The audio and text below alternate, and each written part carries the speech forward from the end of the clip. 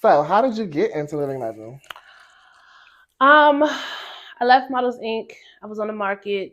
It was Mm-hmm. another like grabs up for grabs situation. A lot of teams was trying to get me, and I love Stefan. Stefan's like my mother, and I don't know what I was doing with Stefan at the time. He used to drive me home, and he was like, "Yeah, me and somebody else about to start this team, and I want you to come." And I didn't want to go back to where I was before, Mm-hmm. and I didn't want to go into anything that already was. Mm-hmm. After competing against teams and like being rivals with teams, like my loyalty shit was just too strong, Mm-hmm. and I wasn't gonna feel comfortable. Which is weird with basketball and football when they be like drafting people. Like I was just trying to beat your ass yesterday, and now I'm over here Yes. like with you. It's weird. So it was something fresh, and I went to the first practice, and I enjoyed it, and I was like, all right, let's do it. It Mm-hmm. was very new. There was really nobody on the team yet. It was just starting fresh. Mm-hmm. So that's how I got there with Stefan. My first time really ever being exposed to you was on Living Legends. Like that whole YouTube era of them, like posting all the videos and posting clips, whatever.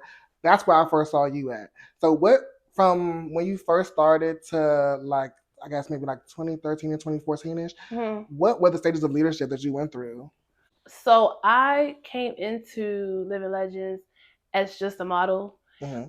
But Stefan knew that I had obviously a lot of my resume was choreography and like creative direction. So I started as just a like baby co choreographer, not even like, ooh, it's me and you choreographing. Like I was just, Mm-hmm. you know, getting my feet wet in the team with choreography.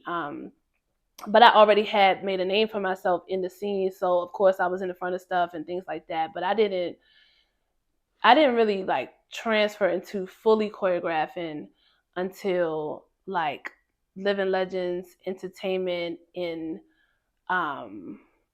I think when like Davon and Sean kind of stepped away a little bit, and then I Mm-hmm. kind of like stepped in more. And I don't know what happened, but I just ended up being the full choreographer for the team, and everything kind of shifted. And then I became the creative director, and that's when we changed from Living Legends Entertainment Mm-hmm. to Living Legends Evolved.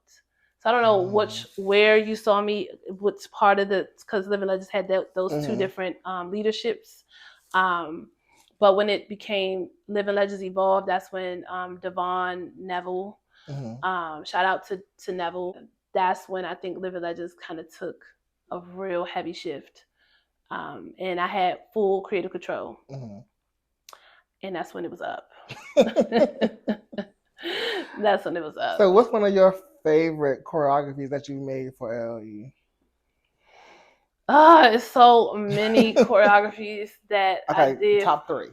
Okay, so I'm a motherfucking monster. That was my Mm-hmm. and that was Nicki Minaj. Pull up in a monster automobile gangsta. Mm-hmm. That one, we did that a lot of times because it was like one of the hit things. But my favorite time us doing it was when we did it at the best of 2010 at Mm-hmm. the gym, Models Envy, one of Models Envy's like legendary ball events, Mm-hmm. and we did it there. The Lost Dreams show, we did Deja Vu, Mm-hmm. and it was so artsy for me, and I was like really stepping out of the box. Mm-hmm. That was one of my favorite scenes. And then of course the iconic opening of Lesson Learned, and that's when we Mm. did, Mark, what was it called? Homecoming. That's when we did That show was Homecoming. tea. And it was like the crowd was so loud over the music. I felt like we was really at a homecoming event. Like that was my favorite, hands down favorite choreography for Living Legends. What was your favorite competition competing in with Living Legends? It would have to be. See, when I do this, I do it like by song. You're Okay. so hypnotizing. I'm gonna put it up right there on the screen. When we did that competition in the runway round, we were like the cookies out of a cookie jar, and Jubilee started the runway. We won. We didn't really win a lot of the competitions that we did, but this is when we was like really in our real heavy bag, and we hands down took that home that day. That was my favorite competition that we were in. Actually, lies. Toxic. I was just about to say Bitch, that. I tried I've it. seen that video. Yes. That was the over. one. That was the one. Over. That was the one, and we practiced for that. I will never forget. We practiced at Boombox and upstairs, so we was already practicing in a low ass space. That space is and then when we went to the place, thank God we had practiced in that low ass space because the stage was the size of this fucking table, and we turned it. And I don't know how we did that, but we did, and that was another crowd response that was like obvious. Okay, so what was your favorite competition that LE has hosted? I think my favorite competition that we've hosted. What? I know. Oh, you waiting? I was waiting. Oh, okay. I know mine. Okay. Well, okay. So let me say mine first. So I think my favorite one that we hosted was Valentine's Day Massacre. Okay. But then it's like a toss up between that and Water Worlds, only because the way that we had turned the opening for that. But that would be trying it to say that was my favorite competition just because we turned it, but we fucking turned it. It was like one of my favorite pieces that I ever done. But I also shout out to Denzel, because Quiet Storm, LLE, because he and I collabed on that piece, and we collabed hard. Like we worked really hard on that piece. So it's a toss up. But Valentine's Day Massacres, we were doing those annually, and we got some good pieces out of that too. But Water Worlds was definitely an ultimate Chewy slay. That was one of the ones that I actually went to see in person, and it was just like, it was amazing. Thank you. And I think one of the most innovative things as far as that competition was giving everybody the exact same music and saying, mix it how you want it, and be like, let's be the real competition. That's why I really fuck with you, really because you are a fucking. We are just there. That makes me feel good that somebody understood like where I was going with that. Because if you want to know who's the best, bitch, we got the same track. So try me. What was your favorite overall show with Living Legend? Lesson learned. Lesson learned. And I'm gonna just spill this hot tea right now. I did not want to even do that show. Like, they were like, "Ooh, let's do a school theme." I'm like, "What are you in the 6th grade?" Bitch, I'm over here coming up with the most, and you giving me school, right? But thank God that my ego can and will be deflated at all times, because it wasn't my team, it was our team. And shout out to Kirk, because I feel like it was his cheesy ass idea. And Neville was like, I think we can fucking work it. And me and Neville's creative dynamic, untouched. I think in the scene, period, no shade. We turned it. It was such a simple theme, and it gave us the ability to do so much with it, and to like just throw so hard into creativity. And I think that's why it was a success. We also had a show prior to that was not such a success, that was built off of some pain. We felt like we were not getting our just due, and we were being talked about a lot. And so we came into that show. Like I said, I don't talk. I really put it in my art, and we all put it on the floor. However, the show was not successful. I could go into a list of things why it wasn't successful, because of other people and other things, but it wasn't successful, whether or not, right? And I think a lot of the reason why it wasn't successful is because of the intent behind it. However, there was a review done. Shout out to Lonnie in August, and whoever else the fuck that was there. That they slayed us, and they had the opportunity to. We finally gave them exactly what they wanted, and they read us, and it was the motivation that we needed to come back even stronger, right? And we charged $5 for that show on purpose. Like, bitch, y'all felt like y'all didn't get your money's worth. Y'all could come for $5 to see this slay. And the fucking Sula High School was packed to the rafters.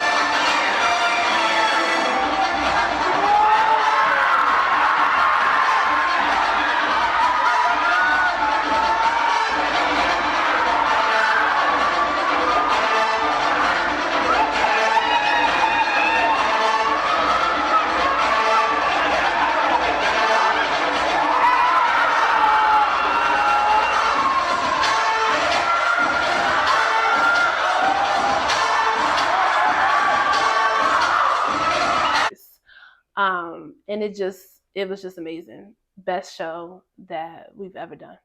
One thing that I really liked about that show is that it was really relatable for the school scene because like everybody has had that experience. The cafeteria, the mean girls in school, the love of your first love in class and stuff, experiencing that.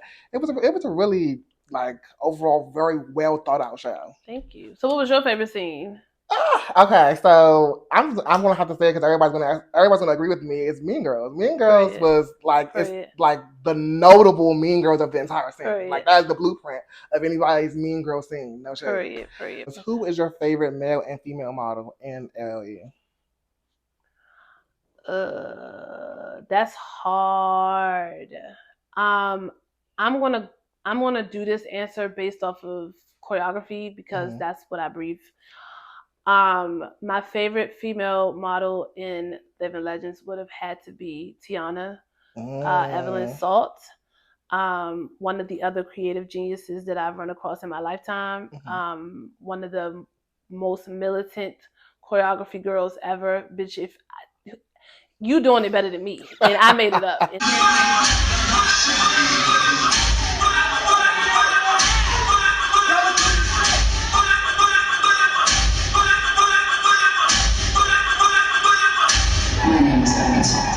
Scares me, right? But she was one of my biggest inspirations because I knew that whatever I came up with, she would do it better than me. And so it was times where I was just like, bitch, eat this, please. And of course, I had a whole lot of strong women on my team, and everybody was really good. But if I had to choose one person, female-wise, it would definitely be Tiana. And male model, I would have to say Denzel, especially because of the relationship that we ended up having due to choreography. Like him really wanting to be a choreographer and us like doing a lot of heavy choreography together and like making some of the best Living Legends moments ever together as collab pieces. So, but it's so many. I love the boys on my team. The girls would tell you like, you always want to pick the boys. Like you always want to give them the best stuff, and da-da-da. They're eating it. Why you don't ever want to do they're eating it. But yeah. So that's it. Okay, so why did you stop being in the show? They were eating it. I think that every strong leader should know when to say when. And I knew that there were so many great, talented dancers and models on my team. And there was no need for me to be out there. No shade. Like I feel like I had done so much and I wanted other people to have shine. I didn't want to just keep having people, no shade, yelling my name. And there's other people that are amazing that need to be seen. You can't really give your all in choreography if you're trying to put yourself in the count. You get what I'm saying? Like, because then other people get left out by accident. Like, if I'm thinking about me, then how can I be thinking about we? So I wanted my team to grow, and I wanted everybody to have the opportunity to eat. And that's what I made that decision to just fall back. But I did it gradually. Like now I'm only in one scene. Now you don't see me. So what was your favorite scene that you were showcased in? Definitely Detention. Far as shows go, and only because that was like a child of mine. Like that scene was a child of mine because I used to watch Matilda growing up over and over and over. I always felt different, and when I saw that movie I was like, that's me. Like I feel just like this girl, and I just watch that every day. I know all the words to this day. I have a tattoo on my back of the salamander from the movie. Like that's how deep it is to me, my relationship with that movie. So when we did the school theme, I was like, ooh, we could do Detention. We could do, ooh, I could be Miss Trunchable. Ooh, and I just me and Neville sat on that computer and took them words off of that movie and put it to that beat and ate that shit. Real bad. It was just like a big creative moment. And I got to embody something that I grew up wanting to embody my whole life. You know what I mean? I got to do it in my own way, in a creative way, and I got to tell a story. So, and I did it with the boys. Clock it. So the next thing I'm going to talk about is HEELZONE. If you watching this, you know what HEELZONE is. We all know what HEELZONE was, child. I was watching it in high school and looking like, I want to go, but child, I'm terrified of these counts. Really? Wow. So how did HEELZONE come about? HEELZONE is like another baby of mine. HEELZONE came about because I wanted more. Like, I was doing Living Legends full time, but there was a lot of people who wanted to dance with me that was on other teams. Like, I wish I could be in Living Legends, but I'm on such and such team. And like, not even in a shady way. Like, they just wanted to work with me. And I still had an itch to dance. Like, this is a part of my story real heavy. Like, that I'm going to dance no matter what these people say, whatever. And so I finally got the legs enough to be like, I'm going to do a dance class. And that way, all the people that I couldn't work with, I could work with. And I do remember like my teammates kind of being over that. Like, bitch, we got practice. What the fuck are you talking about? And why is that count better than the counts you came over here with? The fuck is wrong with you? But you know how it is being a creative. Like, when it's time to like throw up some new shit, like I have to do it. I couldn't. And I had so much drive in my 20s. Like, it felt like it had to happen, and that's what I did. And that's how it was birthed. And I birthed it with two girls, Tiana and Taylor. And that's how I started it. Like, let's go to the gym. We're going to do this choreography. We're going to post it. We're going to have glitter edited, and we're going to just see. I did not, bitch. What was the first one? Dun, dun, dun, dun, dun, dun, dun, dun, dun, can you catch the beat? I just remember people calling my phone off the hook, like, bitch, that shit, what the fuck? And it was like, I had evolved into something else that I didn't even know that I did. You know what I mean? It was different from what I did with Living Legends. It was like something just a little bit different, right? And it just hit. And it was just up from there. Yes. HEELZONE wants you. HEELZONE wants you. Okay, so wow. What were your most viral videos with HEELZONE? That one. Birthday. Birthday. Bitches ain't shit and they ain't saying nothing. Mark. Damn. Too late to apologize. Oh, too late to apologize. There was a lot of versatility when it came to HEELZONE. Yeah. Oh, a falling star fell. You couldn't even to that song. Man. I still have that in my playlist. She was T. Oh, that was a time in my life. Like, so, okay, what were your top 3 HEELZONE choreographies or HEELZONE videos? Apologize. The falling star jump. And I would have to say it was one that wasn't like a big deal, but because of the reason why I made it and the just fun of it all, December, you say you love, because I did it for my mom. And those are like my top 3. But it was so many classes that just was like fucking everything. Just the vibe of the room, like just the want and desire to make this video look like we've been in here for weeks and days, and we only been in here for like a couple hours. It was an experience. And it was so like cunt to see all these people from all these different companies in one video together just eating it. Yeah. It felt good. Felt great, actually. Yeah. So tell us about the HEELZONE show. Okay, so shout out to Lonnie B. He was like, you need to have a show, bitch. Like, you need to do it bigger than this. Like, let's do it. I'm gonna help fund it. And he did. Also, JJ, may he also rest in peace, was a big catalyst to me having that show. They both together funded that show for me because they just wanted me to have a show. Like, that's how much people believed in me. And that's why I always gave my all, because people really just saw it like, I want to see it bigger. And at that time, I didn't have the confidence that I should have had.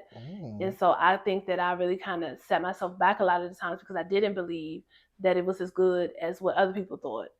And that's why I always have love for people who saw stuff in me that I didn't see in me and pushed me, because that show was like my show, you know what I mean? And working with the people that I worked with and just getting ready for the show was just amazing. Like the fun, the laughing, the like experience, me trying not to curse them out because they're not used to me. You know, like I'm used to living legends, and some of these people coming from totally different teams, like learning how to talk to people differently. And, you know, it just was a good time.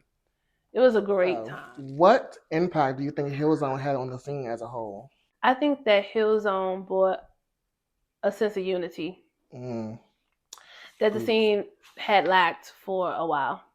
I think it gave the scene a chance to like come together and like just have fun. There was no like CEOs hovering. It wasn't a battle.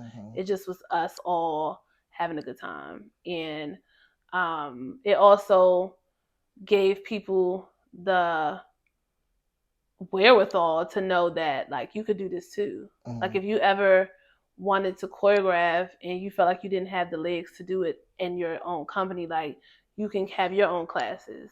So I think that in hindsight, HEELZONE has lived up to that over the years, where there are now other people who are having their own classes. And I think that HEELZONE did play a big role in that, opening that space. Okay, so speaking of unity, this is something I've been waiting to actually talk about: the all-female performance at the Fashion Driven Awards. Child, that was my first Fashion Driven Awards actually going to. So tell us how that even came about, to where it was like, oh yeah, we're gonna pop out and eat y'all up real quick. Okay, so shout out to Lonnie again for the Fashion Driven Awards series, period, because it was well put together every time, and it gave us a chance to like get together and feel like we was at like some big ticket fucking award show.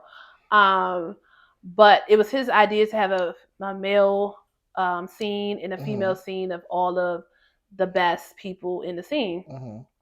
And at that time, I was in my no shade, I was always in my prime. I was in one of my primes, but I was really in my choreography bag. I think I had won choreographer of the year like twice there. And so it was just already given, she gonna be the one to choreograph the female part, and Bang is gonna choreograph the male part. And it was just, I was so inspired. Like I said, I am an inspired person. And everybody was sending me their best bitches. Give me the best 2 bitches from each team. And I would never forget like Spotlight and Polka. I mean, it was just Lolita. Like the girls were in the parts, okay? Yes. And I remember telling Mark, like, I want to do all of the baddest bitches in music. And I want to put all the baddest bitches in the scene to a person, to a female artist. And just like the practices, the auditions to get the parts were like Sunny and Spotlight battling for that Nicki Minaj part was eating it. And I remember Bang was there. It was just like this fun. And I'm like, Bang, give me one, bitch. Who do you? Because I'm not about to be the one that the bitches is mad at. It was tight. It was just tight. And I had fun casting, choreographing. Like, it was just a good time. And all of the girls ate their role. It was another one of those situations where the crowd was louder than the music. And I remember at the end when I came out and I did the Lady Gaga thing, and it was like all the baddest bitches that could catch them counts. We was eating them counts, and the crowd was damn near on the stage. That little slow kick around. Yeah.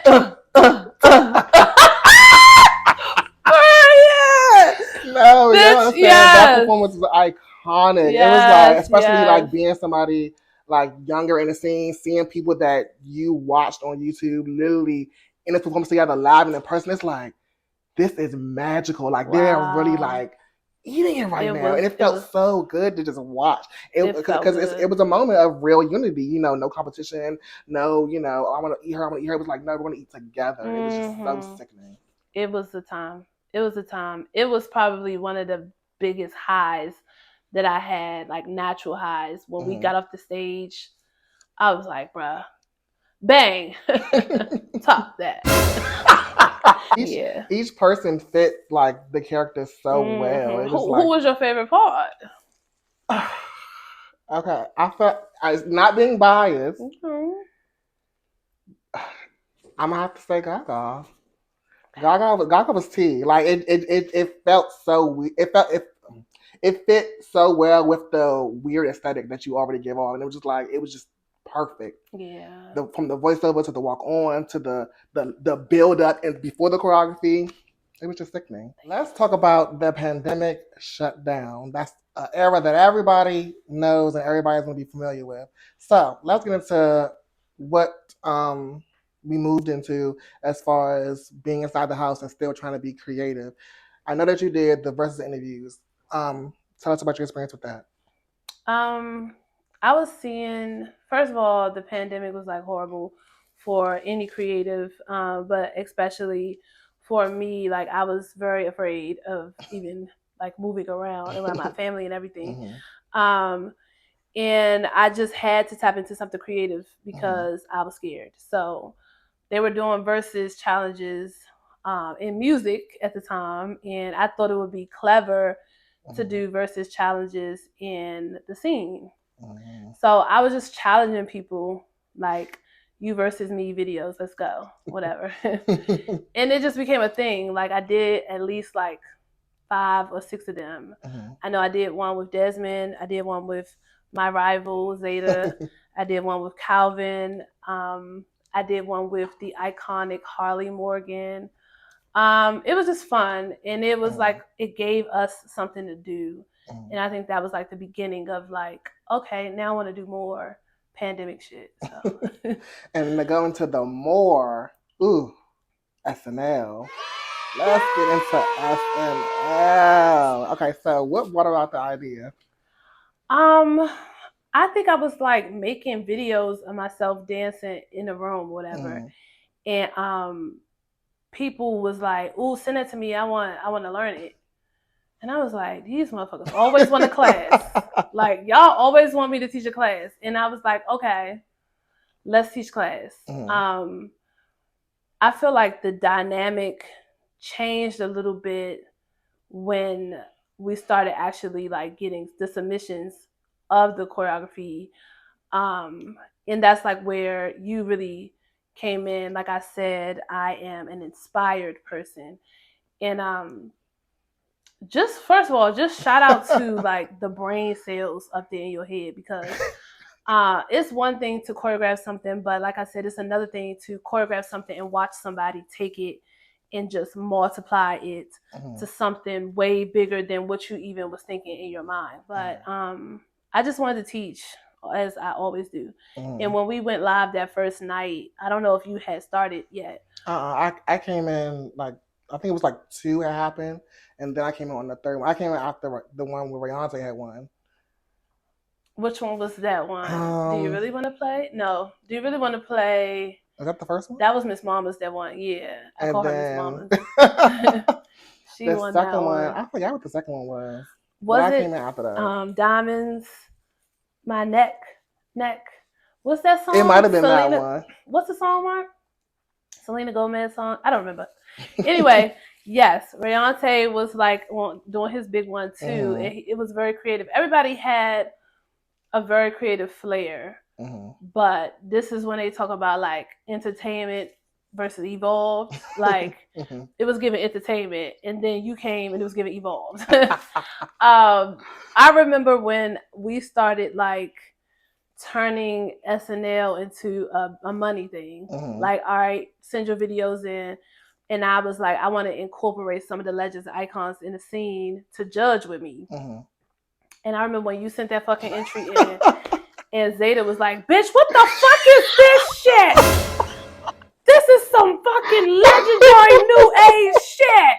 You really did changed the way the SNL even went and how it looked. And then we had to like, I remember we was doing the pot and doing the money, and they like, so we just gonna keep giving this nigga all the money? Like, this is not even fair at this point. Like, what's happening?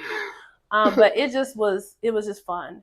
I appreciate every video that you sent. I appreciate every video that everybody sent, because it really just was a time, and it was a great time in a bad time. Like, somehow art was still made, laughs were still laughing, dancing was still happening. We were still, I remember me model walking against somebody via FaceTime. I remember doing the choreography with Zeta, like on the FaceTime thing, on the live. And like me sitting in front of my camera saying, what did I say?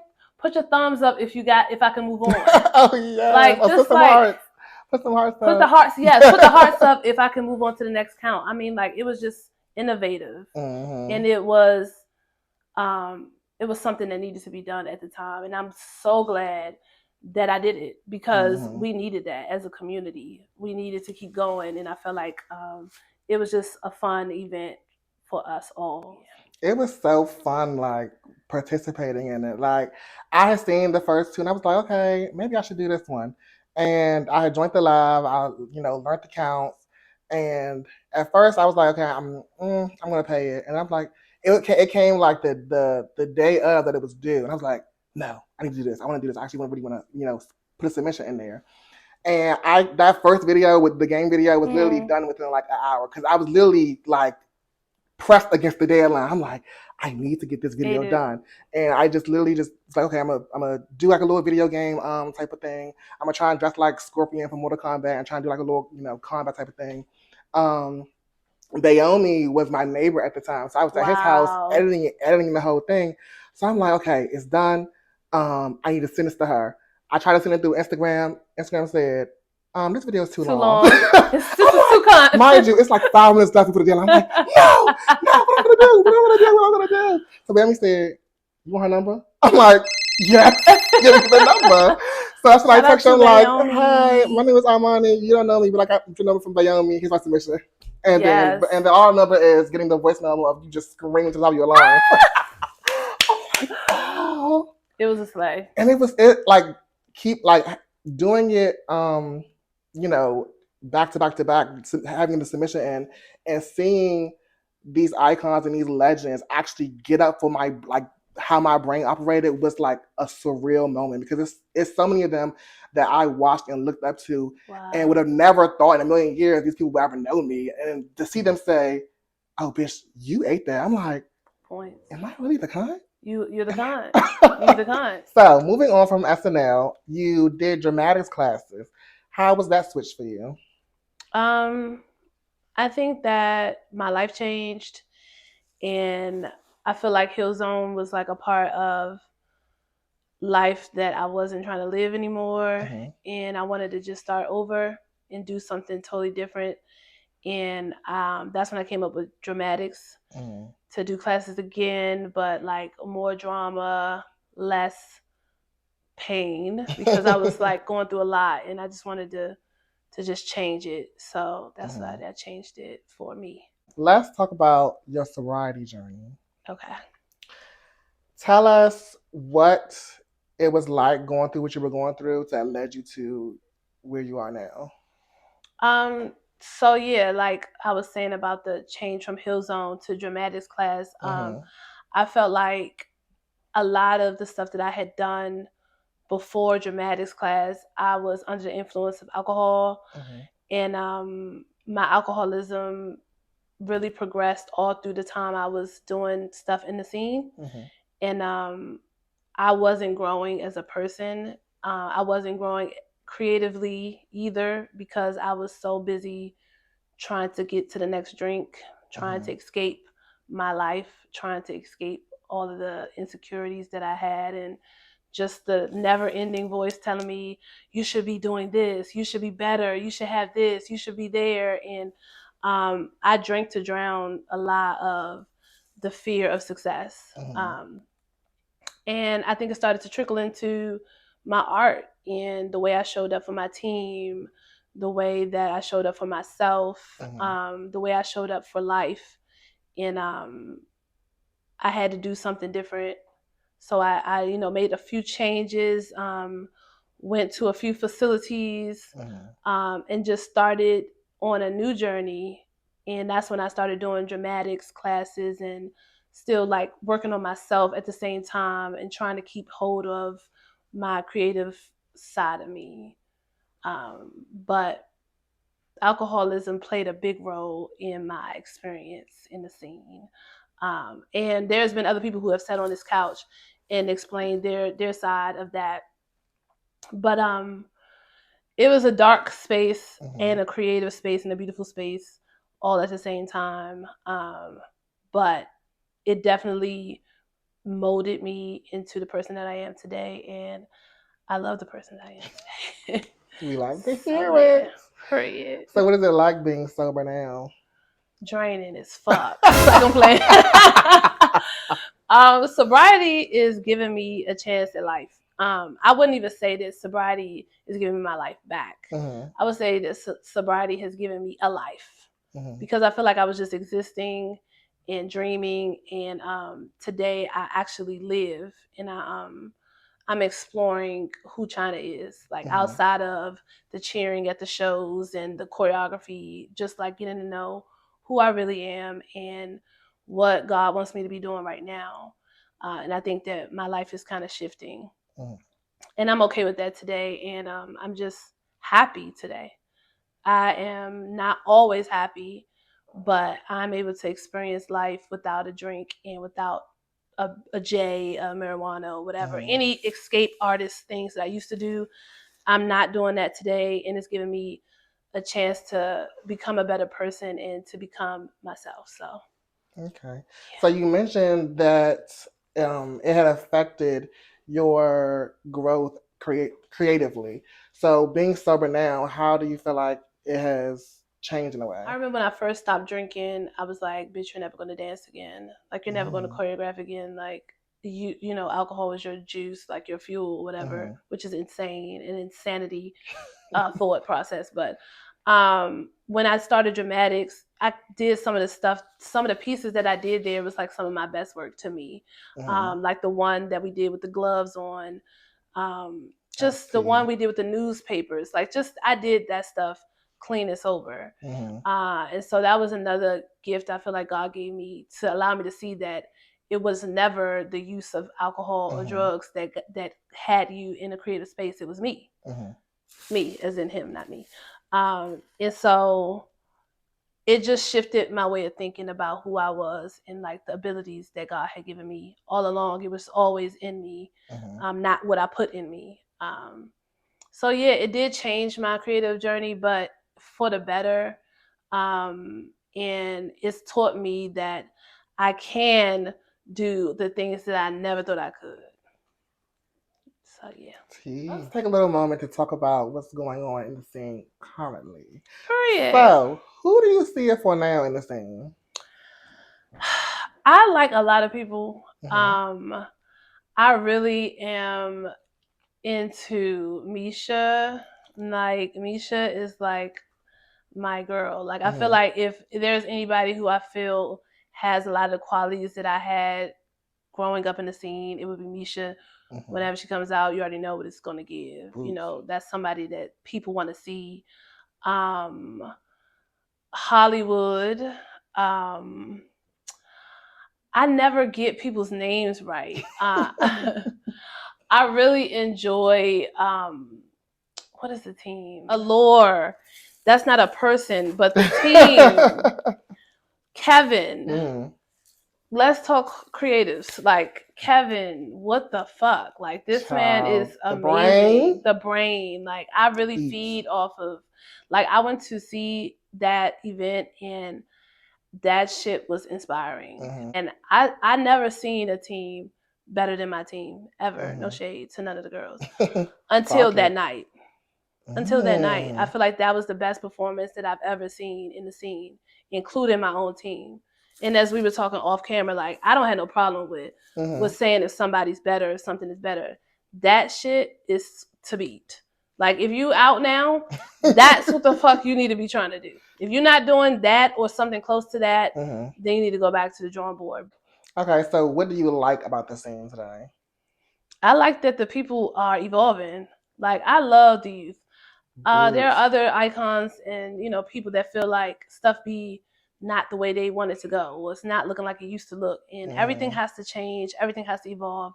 I'm seeing people doing like fucking jumps in the air, spins. I'm like, what the fuck is this? Do it again.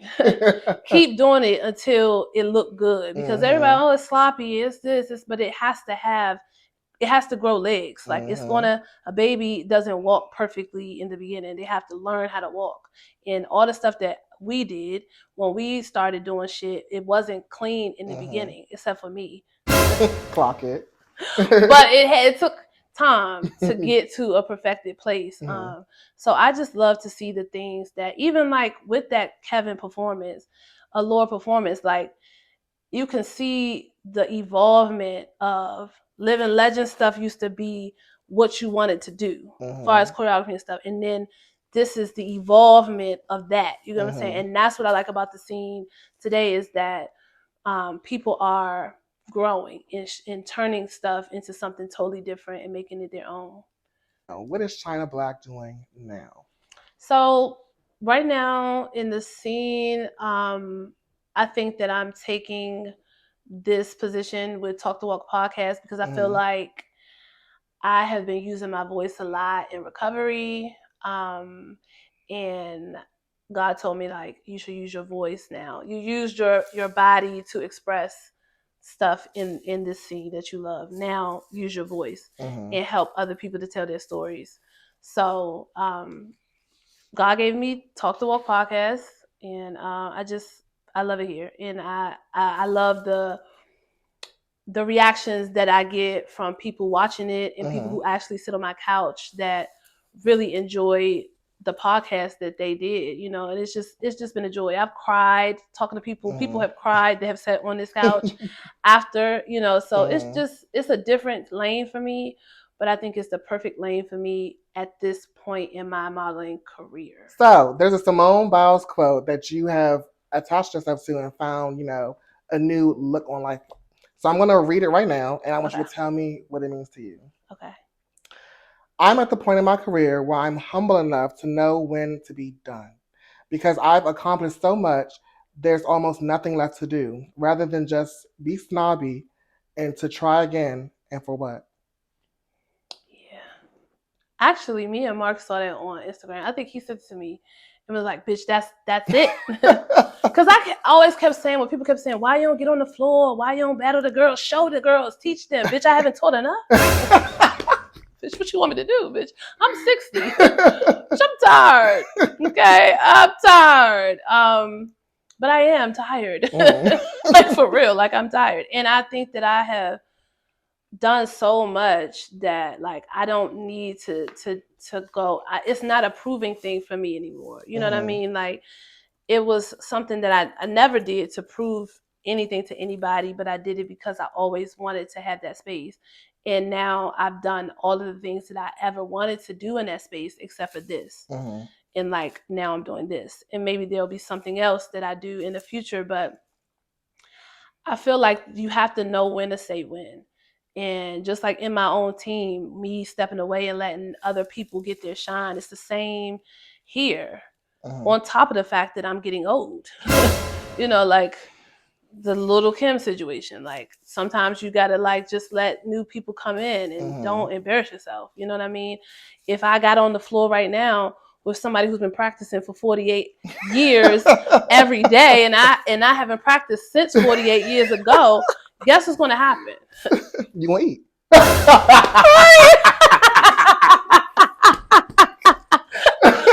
But no, I'm just saying, you know, like, I feel like I've done enough. I feel like I've done enough, and not even for anybody else, but I've done enough for me. Like, I feel like I've accomplished everything that I wanted to accomplish and more in the scene. Don't do that. And this is the way I want to show up today. Like, this is it for me. So I know you feel like you've accomplished, enough for you. I know that. I hear you. I receive it. But I know the viewers are wondering, what do we have to do to just get just one more performance showcase? Is insane. I thought you was gonna say one more class. I mean, that maybe I could do. Performance, just to be able to see and live in the moment as like the farewell, even though it doesn't have to be necessarily farewell, but just to get that experience just one more time. First of all, thank you for thinking that much of me. Honestly, like that's an honor to hear that you still want to see my old ass do something. It's crazy, but I'm flattered and I really appreciate that.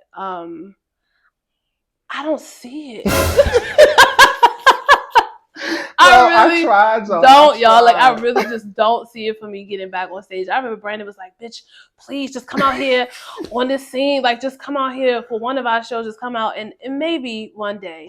But right now, it's just not my focus anymore. And I want to do always what my body is led and my spirit is led to do. And it just hasn't been led to do that anymore. Okay. But I do appreciate that. Well, y'all, we have to rely on the videos on YouTube. Right. Last year, you received the Transcending Blueprint Innovator Award in Hall of Fame. What does it feel like to get that? It feels good. It feels like I didn't know they was going to put all that in the words, like Blueprint Innovator, da da da. It felt good. It was definitely a nice little ego boost too, like if I'm being completely honest. But I never have popped my shit. Like I've never been that person. And I felt like it was just a moment where I felt recognized. Because I feel like I always didn't really feel that recognized amongst the peers of top of me. And so to receive that night was like very heartwarming for me. And I really enjoyed it. Let's see. Like, you are deserving of just so much. Like, I know it gags you to hear people talk about it, but it's just like you are an epitome of what an icon is. Like, from the way you just carry yourself, the way that you talk to the youth, the way that you actually extend a helping hand to help them and pour them up and motivate them is just so encompassing of what you would think an icon is. And I feel like that's why people gravitate towards you so much, because you're so relatable and you're so like motherly and helping towards the people. Like, you really are for your community, and it's just so nice to have someone that you actually looked up to really come back and really want to foster your creativity and your talent. It's so refreshing. Thank you, Armani. We have reached the end of the podcast, so the last final thing it's time for is Fast Money. Okay, so I do have the questions on my phone. Okay, I'm nervous. Let's go.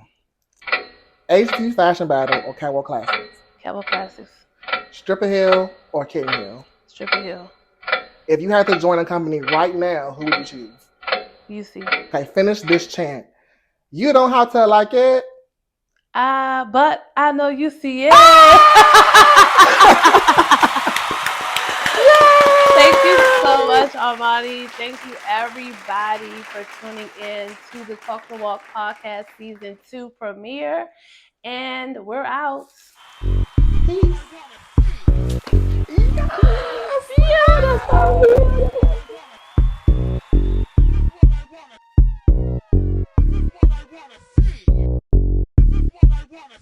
Yes.